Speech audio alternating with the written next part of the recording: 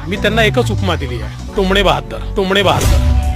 आणि माझी उपमा ही कशी सार्थ ठरवायची याचा आटोकाट प्रयत्न ते करतात. उद्धव ठाकरेंची जी आजकालची जी भाषणं पाहिली तर टार्गेट नंबर 1 तुम्हीच आहात. वेगवेगळ्या उपमा देत आहेत ते. असं आहे की मी त्यांना एकच उपमा दिली आहे, टोमणे बहाद्दर, टोमणे बहाद्दर.